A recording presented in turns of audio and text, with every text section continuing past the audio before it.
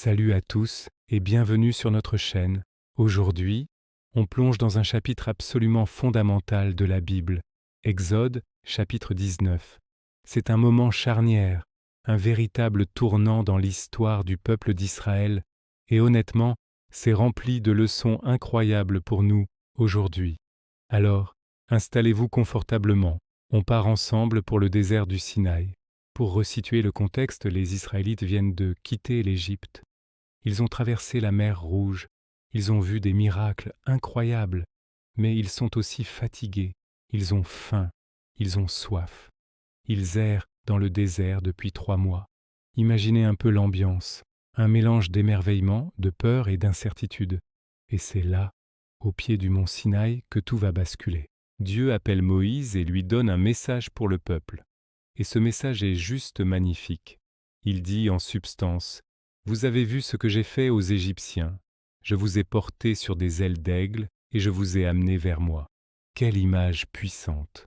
L'aigle qui protège ses petits, qui les porte sur son dos pour leur apprendre à voler.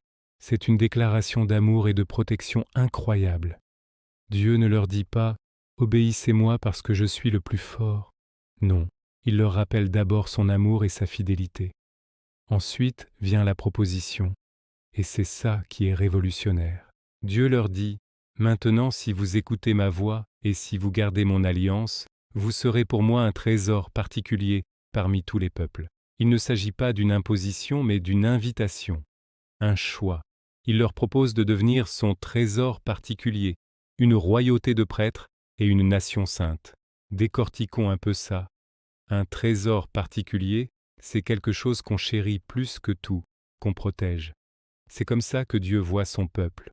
Une royauté de prêtres, ça veut dire que chaque personne, pas seulement une élite, a un accès direct à Dieu et a pour mission de le représenter dans le monde. Et une nation sainte, c'est une communauté mise à part, différente, qui vit selon des valeurs divines au milieu des autres nations. C'est une vocation immense, un projet de société complètement nouveau. Et la réponse du peuple, unanime. Tout ce que l'Éternel a dit, nous le ferons. Ils acceptent l'alliance. Ils disent oui à cette relation unique avec Dieu. C'est un moment de consensus incroyable, un engagement collectif.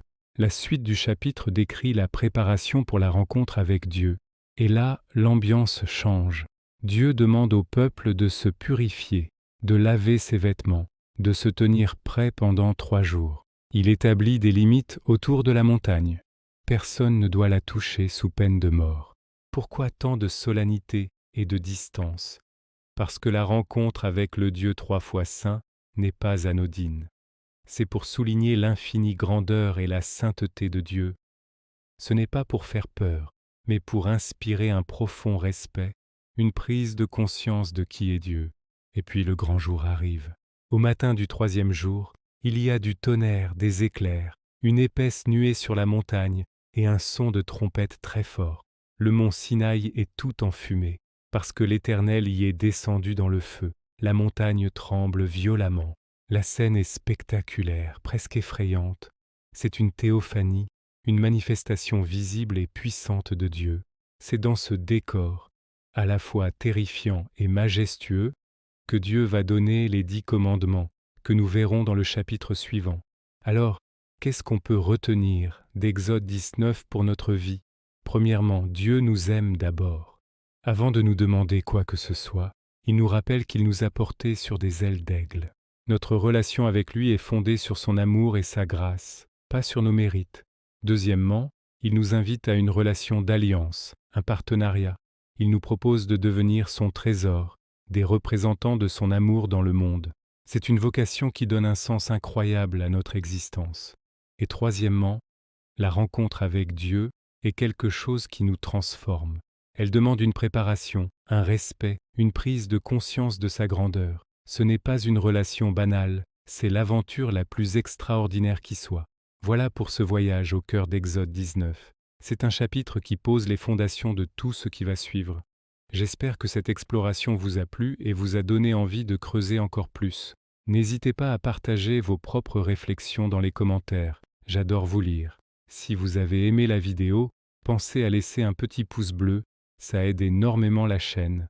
Et bien sûr, Abonnez-vous pour ne rien manquer de nos prochaines études bibliques. Merci d'avoir regardé, prenez soin de vous et à très bientôt